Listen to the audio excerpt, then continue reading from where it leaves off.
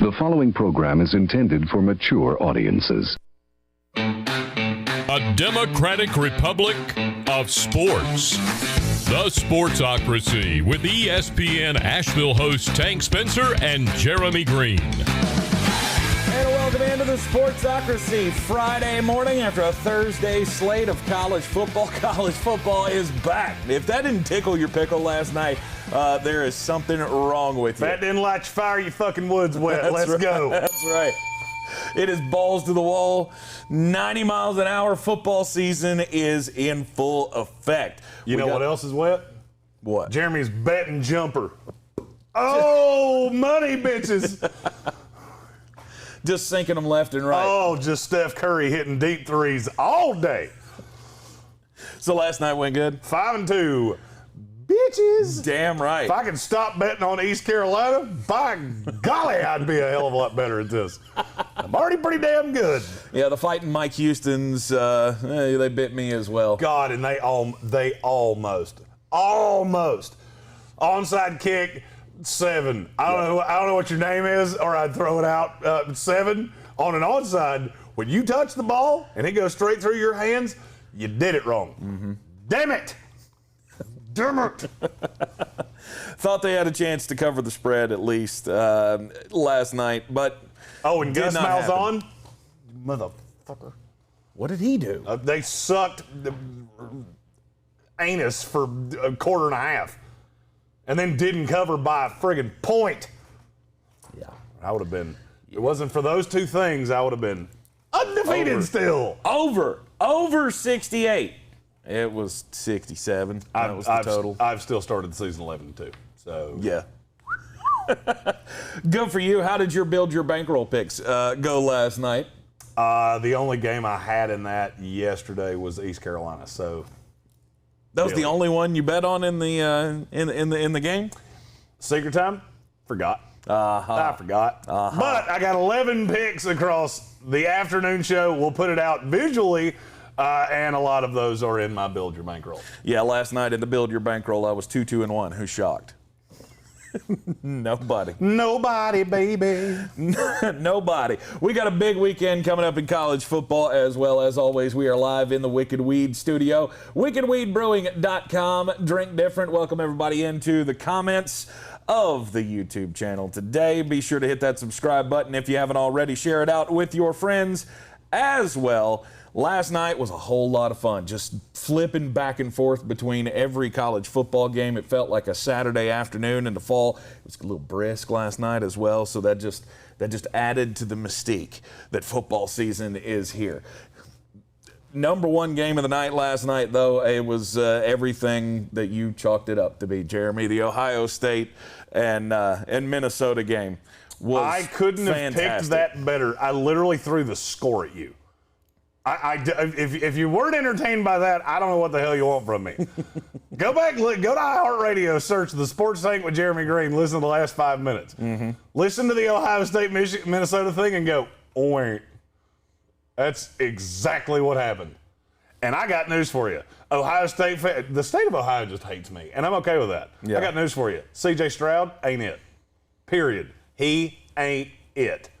That Minnesota defense, I'm telling you right now, I could have thrown for 270 and 3 touchdowns. Chris Olave, I heard somebody, and I want to say it was Alex Sander, that said Olave's living off being faster and taller than everybody. Yes. Stop that. Because Chris Olave was the best player on the field, not named Muhammad Ibrahim. T's and P's to Muhammad Ibrahim, by the way. Yeah. That's what happens when you run a guy 30 times in 3 quarters. Right. He ran the ball 30 times, played 3 quarters, ended up with a knee injury of some, or a lower leg injury of some kind. We'll hear more information on that. Yeah, thoughts and prayers definitely out to him. 163 yards he ran for in those first 3 quarters of the game last night. And had he been available for the rest of the game, things could have been very, very interesting. Well, I got news for you. Twitter went nuts and said, oh, he tore his Achilles. Did you see him walk off the field in a boot? That's not a torn Achilles. Yep. I can't tell you what it is. Yep. I can tell you what it ain't. 45-31. I had Ohio State covering the 14, so that was a push for me. But You got your half a point. I did get Jeremy my half a waited point. all day long for that half a point to fall on that 14. He finally got it, and Yep. I literally refreshed my computer no less than 411 times last night, or yesterday, waiting for it to hit 14 and a half. Yep. It did. And quiche. Yep. It pays to wait. It pays the wait. That is for sure. But in my case, I was on the wrong side of that, and it paid that I did not wait because I got in at 14, and that was a push, and I was completely fine with the push. C.J. Stroud didn't. I mean, he was horrible. Bad. He was horrible bad. in the first half. Second half went his way though. Because there wasn't a defender in the fucking area code. All right, I have to say this as somebody that I'm not telling you that I know football better than. Okay, I know football better than a lot of people. Okay. Stop not putting a safety back. It never goes well. That zero blitz. I want both teams that didn't cover for me last night. I watched them do it 511 times. Mm-hmm. Stop doing that. Oh, we're sending 7 people to get to the quarterback. Cool. Chris Olave had the length of this room away from defenders over and over and over again. Yep. If you saw anything impressive about C.J. Stroud last night, I genuinely mean this. And some people, oh, that's mean. It's the fucking truth. If you saw anything in C.J. Stroud last night that impressed you, you don't know this game as well as you think you do. Period. I don't even have to watch the tape. All I needed was the Fox replay to go, I could make that throw. Anytime he was pressured, it was a contested throw. They were awful. He looked like Cam Newton for the vast majority of this game. Yep. He's inaccurate as hell. He makes bad decisions. I get that he's a freshman. I understand that. There's one great big problem for him. One of the great high school quarterbacks of our lifetime is sitting behind him. Didn't even make the trip yesterday. So, not saying there's any pressure on him currently. No. It will build. And I got news for you. I don't know what the number on Oregon, Ohio State is for next week. I really want to know. I will not be shocked to see Quinn Ewers get a nod very early in the season. After the bad first half that C.J. Stroud had last night, they hit big play after big play in the second half. I mean, he threw for 4 touchdowns, and the shortest one was 38 yards. He was, he was finding the open guy all night long, which is, that's something to look at if you're the coaching staff. Of, at least he rallied and he didn't completely shit the bed in the second half. No, he can hit somebody that's freaking wide ass open. Right, but once it comes time for the rubber to meet the road on the season, I would agree with you that I don't think C.J. Stroud is the guy. There's definitely footsteps behind him, but Quinn Ewers has been at school for 2 weeks. It's fine. So that's fine. Because I got news for you. Next week's in Columbus. Everybody's freaking out about Oregon. Oh, Oregon's going to destroy Ohio State. No, they're not. I think they'll cover because they're going to be a headache. They will be I want you to think about what I'm going to say. How many players actually scared you for Minnesota? 2. It's 2. 16, the receiver, and Ibrahim. That was it. By the way, the second running back is better than people think. I saw a little bit from him. Difference is that Ohio State defense is pretty good. You know what they're going to struggle with? And you mark my words that I said this. The linebacking core sucks. The secondary is half-assed. If that had been a flag-happy officiating crew last night, they'd have lost. Straight up, they'd have lost because 29 is grabby. Yes, he is. I haven't had the chance to go back and watch the tape, so that's why I'm saying numbers and not names. Right. Because my notes are just a series of OSU 29. I got that on every game from yesterday. It was damn near every play. Every play you could have called some kind of infraction. And then the thing is, they don't know it. That's the other part that kills me about, these grabby corners that they're like, oh, what did I do? What did I do? And I get that's, every player has that kind of reaction. But it was damn near every play. You're getting beat in some form or fashion, so you're going to grab a jersey. You're going to try to do anything that you can to slow up the guy and then throw up your hands when the flag is actually thrown. This will be, if Ryan Day wants to be known as one of those, if he wants to be known in that stratosphere with Dabo Swinney and Nick Saban, this is the year. Because I'm looking at Ohio State's schedule right now. All right, you play Oregon next week. That's going to be a challenge. You will not be challenged again until the week before Halloween. Straight up. Problem is, and there's two sides of this coin. Problem is, it's on the road at Indiana. The positive is it's the week after a bye. Negative is it's the week before he played Penn State. Right. So I said before this season, the two games I look at on the schedule that I think they could lose are at Indiana and Penn State. Back-to-back, C.J. Stroud's going to have to be better than he was yesterday. And he will get better. That's his first start. Look, I'm not trying to overreact. Here's what I'm telling you. I heard the announcing. By the way, Gus Johnson, best commentator in college football. It's not close, and if you argue with me, you're wrong. I heard the commentating team last night say Ohio State hasn't missed on a quarterback in back to Troy Smith. Yep. They've missed on this one. You mark my words, they've missed on this one. I've never seen a kid get better at that. When you have happy feet, when pressure gets at you, and this is a team that had, talent-wise, this was not close. Minnesota was bringing in 7 offensive linemen to run at them. The right tackle for Minnesota, by the way, is the most gigantic human being I've ever seen. Oh, Falele? Yep. Falele is Falele. 6'9", 360 pounds, 40 pounds, something like that. He's 6'9", 380. 380, that's what it was. I said it to my wife last night, and literally as soon as I said it, because I had him at 6'9", 390. Yeah. As soon as I said it, they're like, he's 6'9", 380. I went, oh, he's been on a diet. Good for him. No, he's like any guy that size. He takes a dump and he loses 10 He lost pounds. a pound or two. Right.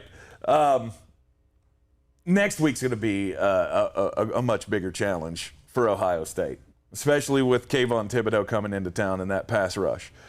Because I didn't feel like Minnesota got much of a push. No, but anytime they were in his face, he looked bad. Yeah, and Oregon will. That's the problem. Oregon I'll will go ahead and get tell you, pushed. if I'm Mario Cristobal, the number one thing I saw 2 things. 1, Kayvon Thibodeau's going to eat. 2, drop a damn safety. Irritates the piss out of me. Also in last night's game, the thing that made headlines during the game on social media was the targeting. The targeting that was not called in the third quarter of that game, I get it. We were talking about this in our little private chat with some of you that watch, and I replied with I'll allow it because it's never been a big thing for me. However, if you're going to go by the letter of the law, that's the letter of the law. That is the textbook definition of targeting. You don't have to like it. See, this is what people. I've gotten crucified for my take on targeting. Oh, you got to protect the players. You don't know what you're. I get it. It's that call that I hate. And Gus Johnson had a perfect point of this is why there should be an ejection targeting, which is where you knock somebody's brains out of the back of their skull, and personal foul. Yeah. Yeah. Because that was the letter of the law. There was nothing that receiver could have done. He was literally knocked unconscious by a defensive player that hit him in the head. That's the letter of the law. So if you're going to call it, at least be consistent. And I'll be honest with you, the fact that the officiating crew didn't even acknowledge it was the infuriating part. Yeah. To me, the hit by Ransom, it wasn't dirty. It wasn't dirty at all. anything the kid did wrong. It was just, form could have been a bit better and your helmets clashed. But he earholed that dude. The form was fine. Absolutely. There was nothing wrong with what he did. People like me, look, I have no problem that wasn't called. Here's where I have a problem. It will be called next week. Yes. You will see a play just like that. Hell, you'll probably see a play just like that either tonight, tomorrow, or Sunday. And it will be flagged. Yep. And that is what drives me crazy. And it's going to be the same damn Big Ten officials that do it. And now you give everybody that ammo of, oh, look, it's only targeting when it happens to somebody other than Ohio State. There is some merit to that, by the way. I felt like there is some merit to that. Rob Johnson, +2. Even if it was called, he doesn't deserve to miss half a game. Indeed. I agree with you wholeheartedly. Indeed. I don't think that should be a penalty. Problem is, it is. See, this is where we get lost in these penalty debates, especially in college football. Especially in college football. I don't care what your take on the rule is. I mean, I do. I want to hear it because I would wager your take on the rule is probably the same thing mine is. It's a stupid rule. At least how it's enforced. Now, if you go headhunt and try to kill a guy, absolutely, fuck off. But plays like that, no, it shouldn't be a penalty. But it is. But it is. Shouldn't be a penalty that when you graze your fingers on a quarterback's helmet, it's roughing the passer. But it is. That completely changed that game last night. Picked by Tanner Morgan on what was a horrid throw. Goes back. Hell, Ohio State had the ball at, I think, the 15-yard line. But the defender grazed his head. And he pushed him down. He wasn't even pushed. He hit him in the head. Yeah, I know. It just, dude, your hair's so pretty. Stupid. It is stupid. It's absolutely stupid. I will never forget before Tom Brady joined the Tampa Bay Buccaneers, we played them a couple of years ago, and JPP literally just tapped him on the top of the head with his hand, and they called a flag for that. I like to call that the boop. Yeah, the boop. He booped him. He booped him on the top of the head. I do that to my wife all the time. Stand right that on shit. right on her cute little nose. Right. Boop. I can't stand that shit. But if you are going to, if you're going to do that, if that's going to be the rule, you have to call the rule, and you have to call it consistently. And the Big Ten officials are going to be having a meeting today, I guarantee you, about this. Look, you have to follow the letter of the law. Oh, it doesn't matter what's happening in the game. After how badly they're getting crucified, you better not breathe on somebody's helmet this weekend. Oh yeah, they're going to steer. It's going to get flagged. They're going to steer. They're going to steer. Out of the skid, and they are going to crack down on this. I have a feeling. So it's not the last one that we're going to see. Patrick Holt said that there was a targeting review in the state game too, but it was not confirmed. Look, I won some money on NC State football last night, and I'm still struggling internally with it as a North Carolina born and bred fan. But thanks guys for covering that under against South Florida last night. Puppy fingers. Look, puppy fingers. I will say this: they look pretty damn good. Of course, it was against South Florida, who's bad. Yeah, they're bad. They are very bad. But as we said, Zonovan Knight and Ricky Person, those are dudes in that backfield for the NC State Wolfpack. They combined for 270 yards between the two of them. I think it was. They had a lot. South Florida didn't put up much of an opposition. Yep. Devin Leary was very efficient, so the NC State Wolfpack looking great to be that second spot in the ACC Atlantic Division, 4 games behind the Clemson Tigers. NC State had a lot to be happy about. Of course they did. Just temper your expectations because South Florida's awful. Yes. As we mentioned at the top of the program, the Fighting Mike Houstons fell 33-19 last night against East Carolina at Bank of America Stadium in the first of the 2 Duke Mayo Classic games. The next one is going to be the big one tomorrow night, Clemson and Georgia.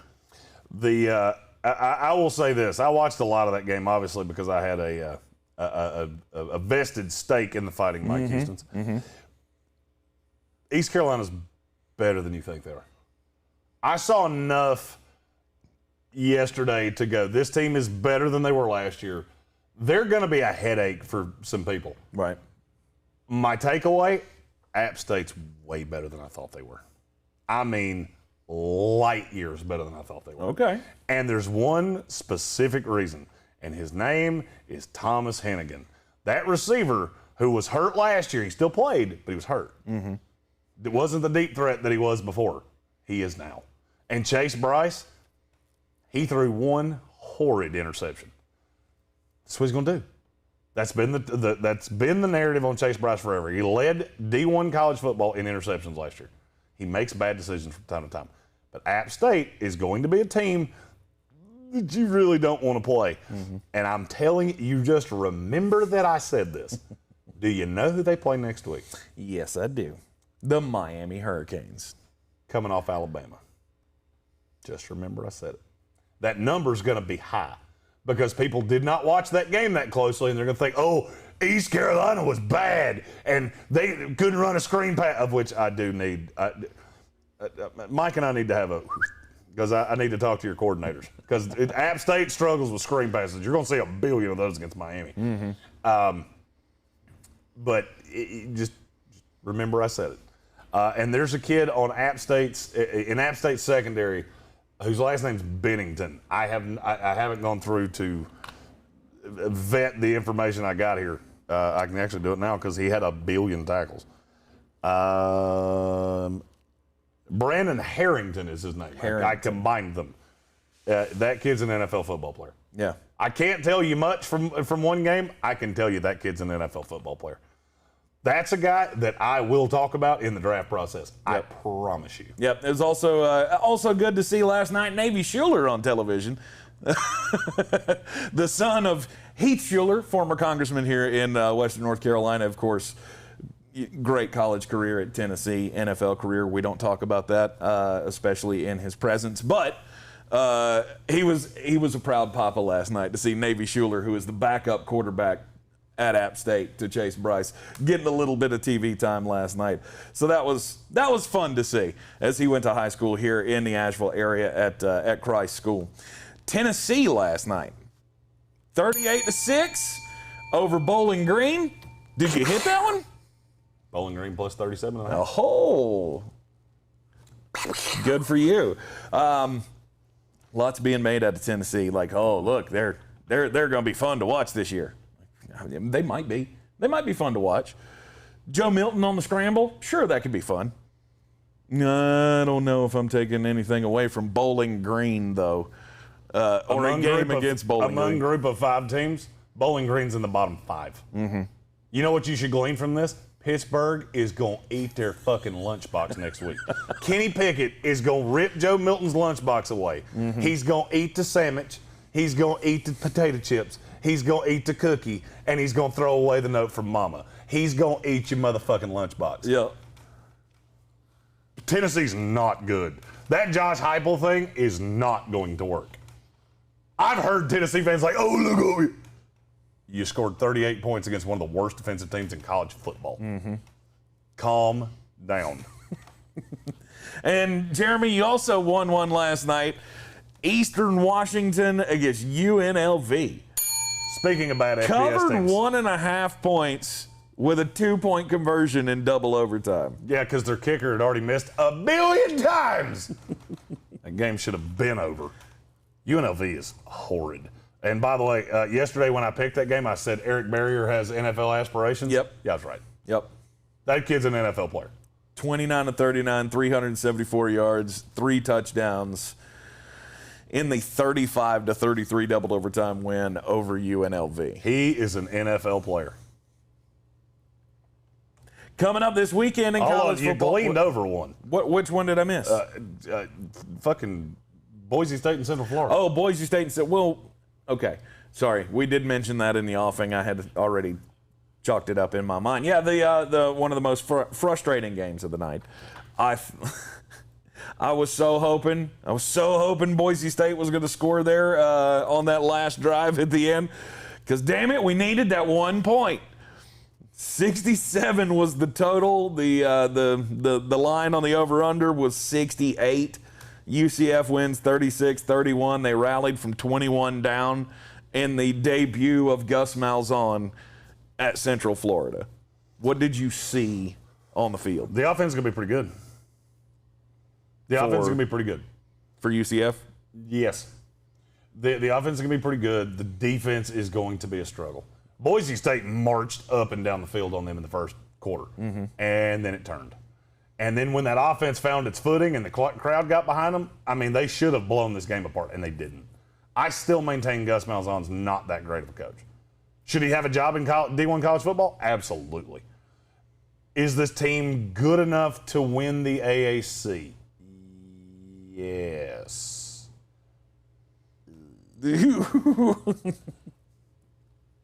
I would say yes, but I don't love it. Okay. There was a lot to like and a lot to hate about Central Florida last night. Mm-hmm. So I'm not going to take too much away from it. Boise State is as good as, to a point, as I said they were.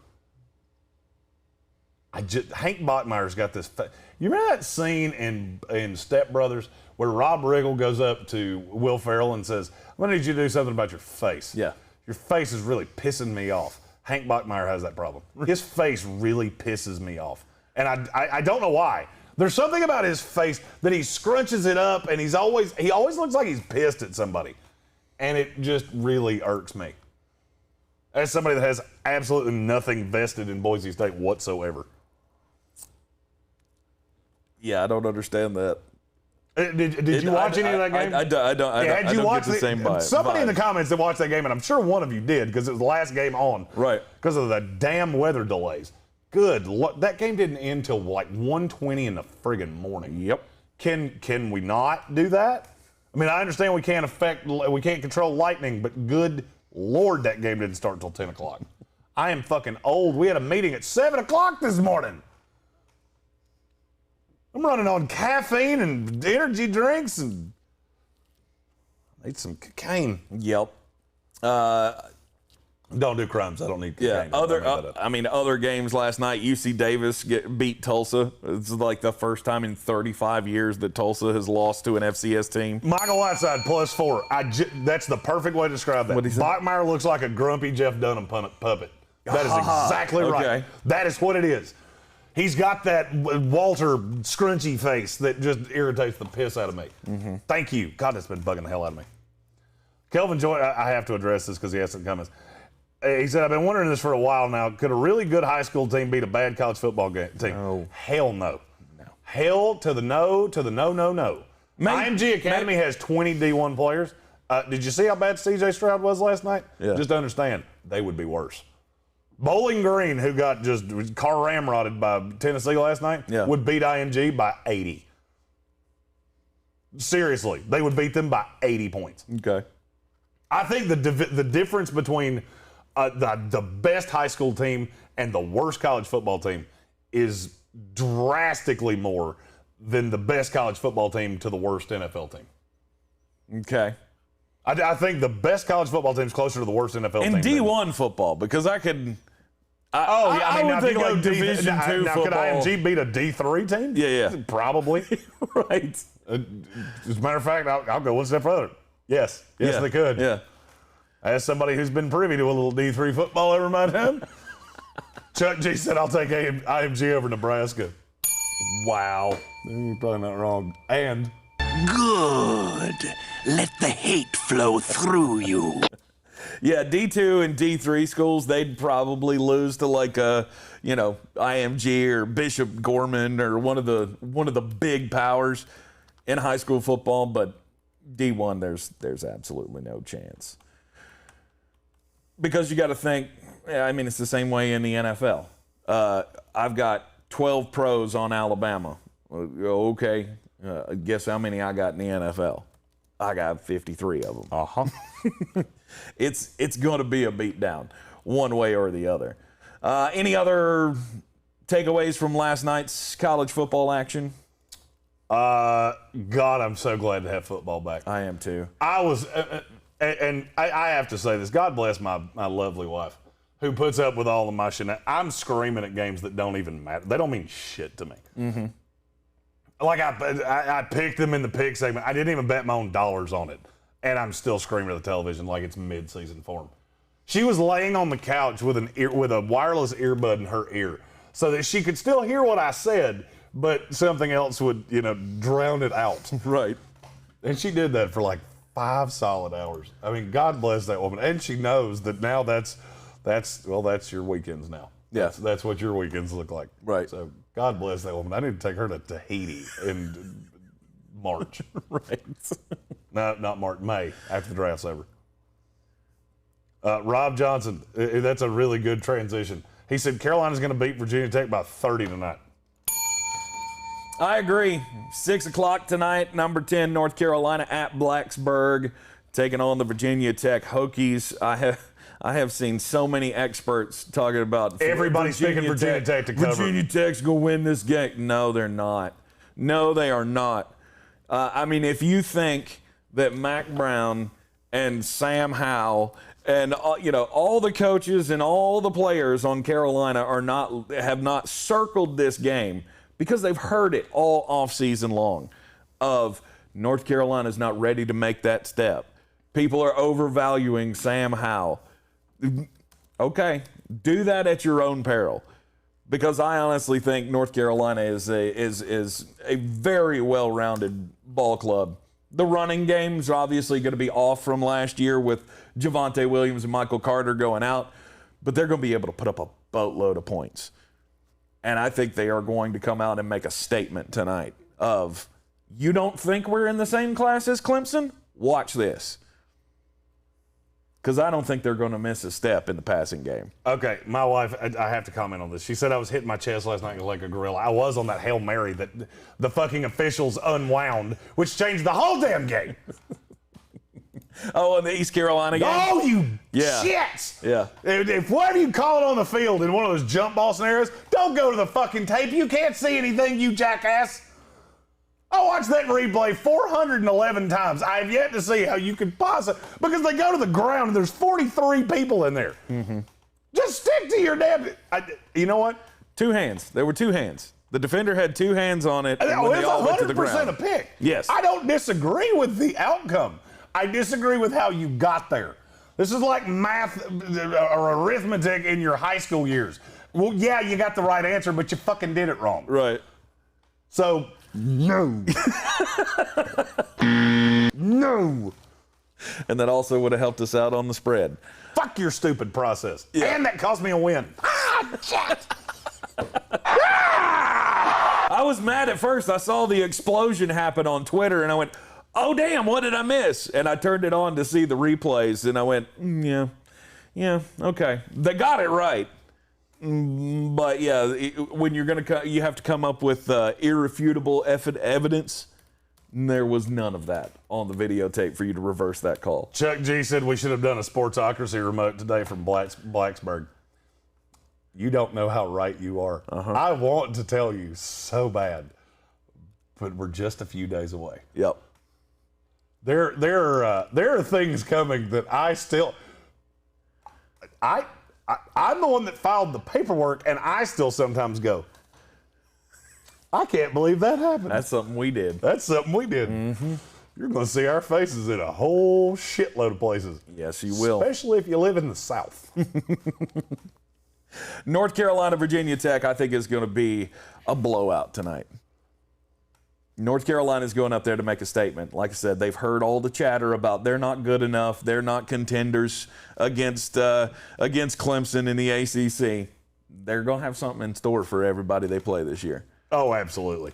Patrick Hull asked if we could do the big announcement before 11. So we can't actually announce what it is that we're hinting at, but we can announce one thing. Okay. Pretty much no matter what southern state you live in, you're getting ready to hear us on a daily basis on your local sports stations. We will be doing a weekly basis. Tomato. Yeah. On Fridays. You will hear my, what do we decide to call this? What was it? Mullet's Magic Money? Mullet's Money Making Minute. Money Making Minute, yeah. Yeah, we're doing an advertising thing with Ingles where we'll be doing a minute of gambling picks that will be in the commercial blocks of every sports affiliate in the South. Yes. So if you're not privy to the iHeartRadio show where I absolutely lose my effing mind, I get to do that again today.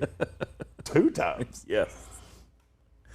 Yeah, so that's how that's going to work. We're going to be doing a new feature gambling segment that is going to be pumped out by Ingles, and it is going to be on every sports station across the Southeast that they do business with. So that is one big thing that is in the offing. I believe we're going to start that next week or maybe the week after that. We're still working things out with the Labor Day weekend and all, everybody taking days off next week. It's going to be it's going to be crazy, but it's going to be produced and it's going to be funny. Starting, I have a gambling segment today. I was going to do something very specific with it.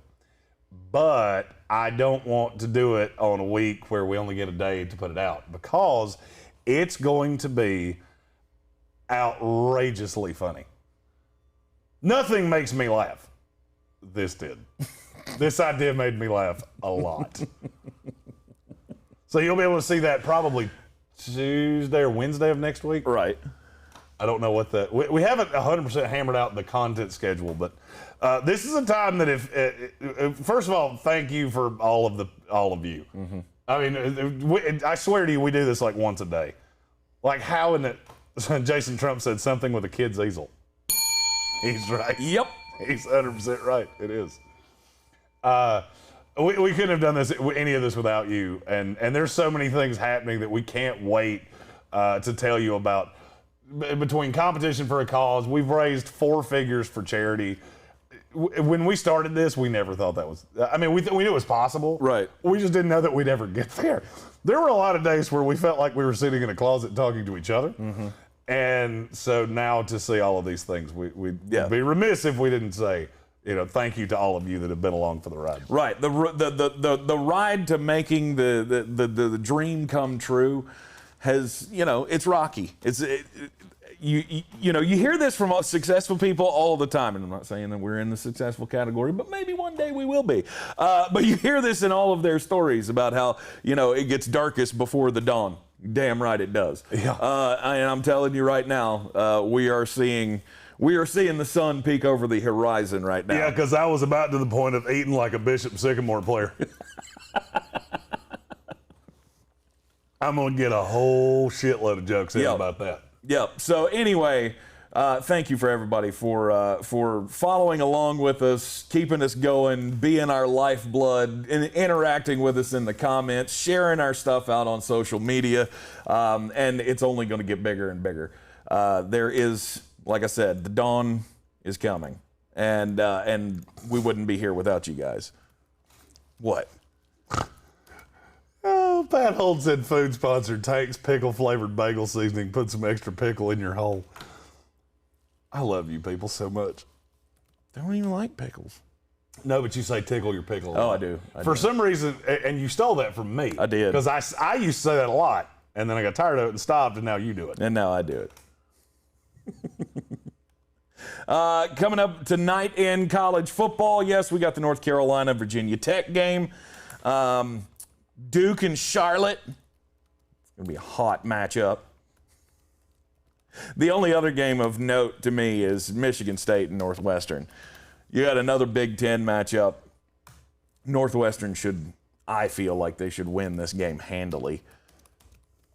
But that's just me. Michigan State? No, Northwestern.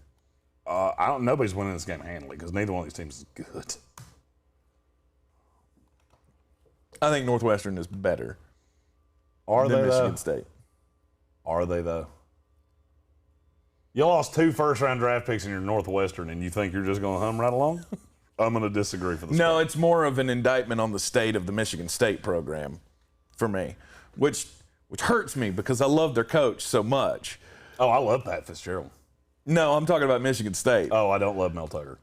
Mel Tucker, I mean, he was a great defensive coordinator at Georgia. You're a Georgia homer. Of course. Hashtag no homer. I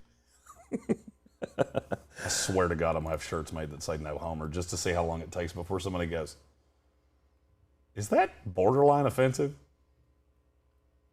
Maybe. Elsewhere in college football this weekend, we got a lot of top 25 matchups to focus in on. And very few of them are going to be close. Well, you got Georgia Clemson. That one ain't going to be. That will be close. That's going to be super close. By the way, do you know you can still buy tickets for that? Can you really? Yeah. I came for close $500 a piece? Some of them are. I was trying to convince hot wife Amy to go to that, and then I realized we can't do that. Why not? I could have had good seats. Why not? And when I say good seats, I mean good fucking seats. You got other big plans this weekend? It just didn't work out. Just didn't work out. Okay, all right. And I'm salty about it. Sorry, I didn't mean to rub salt in the wound. You got Penn State and Wisconsin, which you think Wisconsin is going to steamroll Penn State? Steamroll them is aggressive. They will beat them. Mm-hmm. Alabama and Miami. Yeah, I think I'm going to have a piece of that. Coming up tomorrow at 3:30 in the afternoon, the Chick-fil-A game down in Atlanta.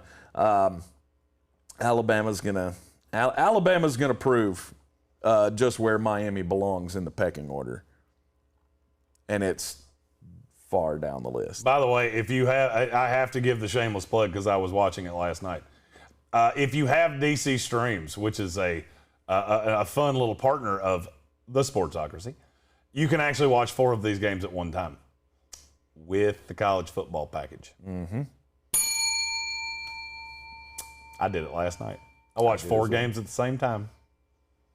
I love the quad box feature on my DC Streams. And Justin Harvey, the one that runs that, if you don't change the imaging to 4 clicks at the same time, I'm gonna be really sad.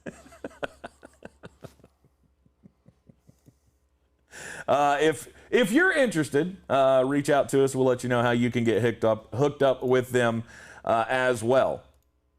Also tomorrow in college football, you got Indiana and Iowa. I think that's going to be a really close game. Texas and Louisiana.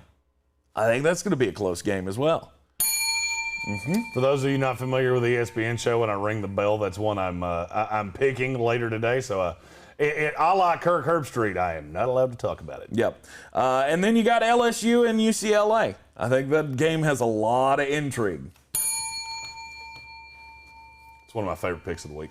We'll be putting, he'll be putting all his picks out, of course, this afternoon on the ESPN Asheville Show, 92.9 FM, 880 AM, and 1400 the Sports Tank with Jeremy Greene, heard everywhere on the iHeartRadio app. And then, of course, on Sunday, you got Florida State preparing for Notre Dame. It's not going to go your way. I've been invited to watch the game with you and another Florida State guy, and our sales director Will. I'm considering whether he's not a fucking serial killer. You can say his name. He seems to be a private person. I didn't know if he wanted his information out there. Well, you didn't give his fucking home address there, Jeffrey Dahmer. You were just saying his name. But yeah, you and Will, I've been invited, and I'm considering. I don't know if I should show up for that because I think you guys might be a little sad. I don't. I think that game's going to stay close for a real long time. Florida State will put up more of a fight than you think. Okay. That is not one of the games I picked because I don't have a great feeling about it. I think Florida. You want me to tell you what I think that game's going to look like? Yep. Minnesota and Ohio State last night. I think it will be very clear that the more talented team is Notre Dame, and they're not going to be able to distance themselves. That is how I believe that's going to go. And I think Mackenzie Milton's going to completely overhaul that offense because he fits so well with Mike Norvell. Right. Again, your best bets for the weekend coming up this afternoon on ESPN Asheville, 3 to 5. Sports Tank with Jeremy Greene, heard everywhere on the iHeartRadio app. This is the Sportsocracy, and we are always supported by Manscaped. Manscaped.com. Make your order today. It doesn't matter what you order as long as you use our promo code Sportsocracy. You save 20% on your entire purchase and get free worldwide shipping. And join over 2 million men worldwide who trust Manscaped with their undercarriage grooming, the advanced skin-safe technology on the Lawnmower 4.0 and the Weed Whacker as well. It helps guard you against any nicks and cuts that may happen, when you're trying to spruce up for the ladies. It's one of the most harrowing experiences ever. If you don't have the advanced skin-safe technology, I feel sorry for you. You're walking on a fine line there, and there will be blood. There will be blood. But not with the Lawnmower 4.0 or any of the other advanced skin-safe technology products from Manscaped.com. Promo code Sportsocracy. Save 20%, free worldwide shipping. Nobody likes an ugly tree in front of a pretty house, and if you want her to, or your spouse, her, him, who cares, to make a gimlet out of your giblets, Manscaped.com. You'll realize how actually good that was. Yep. Like an hour from now. At least half the people in this are going, what's a gimlet? Yeah. You don't know what a gimlet? No clue. We're sponsored by an alcohol company, and you don't know what a gimlet is. I've heard about giblets. And riblets. I'm sure you've heard about riblets. Giblets and riblets. I'm sure you have 100% seen the all-you-can-eat riblet platter at Applebee's barbecue zone. Anyhow, as we're talking college football, we've been doing our preseason prognostications on the Sports Tank with Jeremy Greene all week long. Just wanted to take a moment to give you the recap here of our picks for the upcoming football season. Power 5 conferences. Who you think wins the conference, Jeremy? ACC, your champion is, had to bet your house on it. The ACC? In the ACC, who's your champion? Clemson. I would agree with that.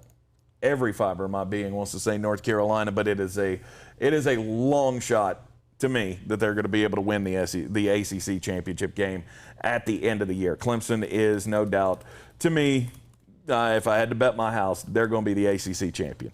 In the SEC, it's Alabama. And it's not even close for me, for anybody else in the SEC. It's close. I'm a Georgia guy, but there's always something. There's always something that happens. And whether that's going to be, a dropped pass in the fourth quarter of the SEC championship game to lose it, it's probably going to happen. I think that one's closer than most think. Mm-hmm. I could see Georgia winning the conference.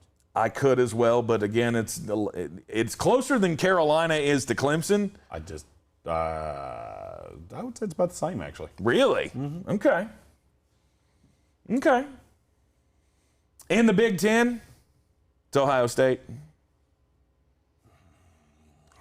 Come on. Fuck it, Wisconsin. Whoa! Let's go. Pulling he's going for the upset right out the gate here. I saw enough of Ohio State that they're going to lose a game that they're not supposed to. Mm-hmm. Straight up. That's not me being an Ohio State hater. They're going to lose a game they're not supposed to. Yep. It's going to be a battle at the end, in my opinion, between Ohio State and Wisconsin. I think Ohio State's a little bit better. Because here's the thing, I don't know that C.J. Stroud's gonna last much longer. And if Quinn Ewers is... Well, I got news for you. If you think C.J. Stroud looked over his skis, Quinn Ewers is going to look worse. Mm-hmm. He was in high school 4 months ago. I get that. But if he's 85% of what they say he is, this is going to be a team that's going to win the Big Ten and threaten for the national title. In the Big 12... It's the Big 12! Go play intramurals, brother. I want to say Iowa State, but I'm not going to. No. I want to. Badly. Mm-hmm. I do have a little ticket with a casino name on it that says Iowa plus 2,800 to make the college football playoff. Iowa State. Iowa State. Yeah. Excellent. Yeah, Iowa would be markedly more than 2,800. Yes, it would. And I'm okay with that. Yep. It's Oklahoma in the Big 12. And then in the Pac-12, it's Oregon. I agree. I don't think there's another team in there that can scratch the surface of Oregon. I mean, it's going to be a heck of a battle, I think, coming down to the end of the season with a couple of games left. There'll be some pressure there from Washington in the North Division, but it's not going to matter. And then in the South, USC. It's either going to be USC. It ain't gonna be Utah. Or Utah. It ain't gonna be Utah. You don't think Utah so? struggled like hell with Weber State. So, I don't quote me the final score. I know what it was. Right. And I know Weber State's only I don't think it was their only touchdown. I think they scored late. Was on a kick return. Mm-hmm. I get it. I don't care. I saw enough from Utah to go, no, sir, I don't like it. Yep. College football playoff probably just going to end up being the chalk 4. Alabama, Clemson, Ohio State, Oklahoma. I'm hoping there's going to be some mix-up in there. I think there's going to be drama in those championship games. But again, if I had to bet my house on it, that's the 4 that are going to make the college football playoff. And we're probably going to see Alabama, Clemson again, and we're probably going to see Alabama win another national title. Clemson might trip up in the college football playoff against Oklahoma, if that tends to be the matchup. But then Alabama will just steamroll Oklahoma. That's how I see the college football playoff going. Do you disagree with anything I just said? There will be a weird team in it this year. I'm just telling you, there will be anytime I said this on the ESPN Radio show yesterday. Yep. I polled 47 different analysts for big networks, big websites, whatever the case may be. Between 47 guys, they had 7 teams total. Mm-hmm. And 2 of those teams were in it once apiece. Notre Dame was in one, and Texas A&M, I think, was the other one.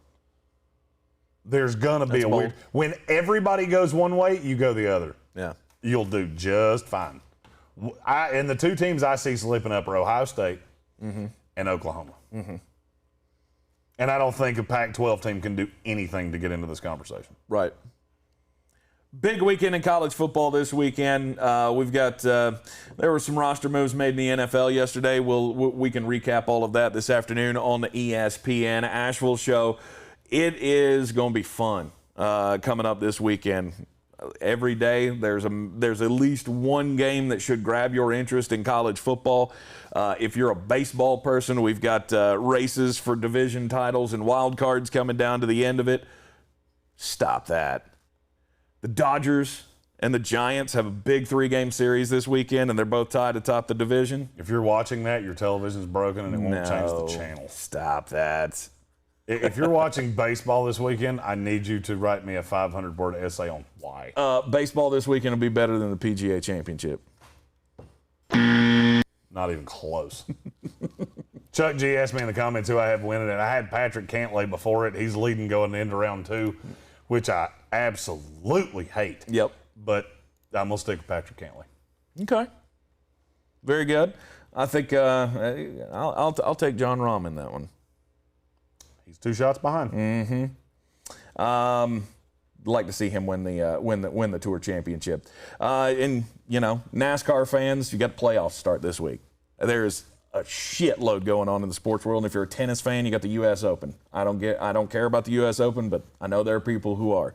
It's busy Labor Day weekend. I just think it's funny that one of the players during a flood had to take a squirt like 4 times. Sorry, guys, I know you're getting dumped on, but I got to go pee. And also, it's Draftmas. This is the last weekend before the NFL season starts to get all your fantasy football teams drafted. I'll be sending out emails to all of you that are in competition for a cause. Please sign up this weekend. The goal is to get all of these drafts done this weekend, Monday, Tuesday, Wednesday of next week. Mm-hmm. We'll start with the scheduling conflicts. Some people, when they have applied to this, they have put in their conflicts, which is greatly appreciated. If you have any, you feel free to send them to me at Jay Green ESPN on Twitter. Please get in. This is such a wonderful cause. We'll be doing, and if you can't afford to do the high levels, we are doing DraftKings and FanDuel tournaments going through the year, and there will be something for the grand champion of those. Exactly. Well. The competition for a cause, all proceeds going to Eblin Charity's St. Nicholas Project. It's it's a project near and dear to my heart, as I'm a big fan of Christmas, I'm a big fan of kids, and I am a big fan of making sure that every kid has as wonderful a Christmas as possible. And this helps out the needy families in Buncombe County be able to give their kids something that they want for Christmas. And so we are raising as much money as possible for the Eblin Charities St. Nicholas Project. The competition for a cause, all of the links to the games are here in the description of this video. They will also be up on the sportsocracy.com as soon as possible. So just a couple of places that you can find those. It's also floating out there on all of our social medias. And shout out to Jonathan Welch, the second Golden Sombrero. He and Michael Whiteside are in every level of this competition. That's right. Genuinely, the support means the world, and how much good this does. Mm-hmm. I mean, when we give this donation, we'll take pictures from inside there and do a little press release on it to show just exactly what the money's going to. We vetted this charity aggressively. Mm-hmm. Eblin has done wonderful things in this market, here in Buncombe County. They're very near and dear to my heart for some things that happened while I was in school. to a friend of mine that they supported and family, and it just means a lot. Robbie Wright also joined in at the highest level. So and Jason Trump, and I'm trying to scroll through all of them at the same time. Jason Trump, I'm trying not to leave anybody out that signed up in the last 2 hours. But all of you that have signed up for that, it really means the world. Thank you so much. And I'll be sending emails. If it's not today, it'll be tomorrow, because tomorrow's a working Saturday for me. So we will get all of these coordinated and get you drafted, and we'll do some fun, cool stuff with this. Yep, $20, $50, and $100 levels. Again, it doesn't matter what you can give; it matters that you can give. If you can't afford to get in on the big ones, you're not going to get any flack from me, because I can't either. So and Rob Johnson asked where the link to sign up is. It's in the description of this video. Yes. It's also on our Facebook page at The Sportsocracy. You can also find it on our Twitter at The Sportsocracy, or on mine at JGreenESPN. Yep. Or on his, because he retweeted mine. Yep. At Sports Tank ESPN. Well, I'm Tank Spencer. He's Jeremy Greene. We'll see you on the radio side this afternoon, where Jeremy is going to go apeshit on the Green on Green segments, giving you all the best picks for the weekend. Have a great one. We will see you this afternoon.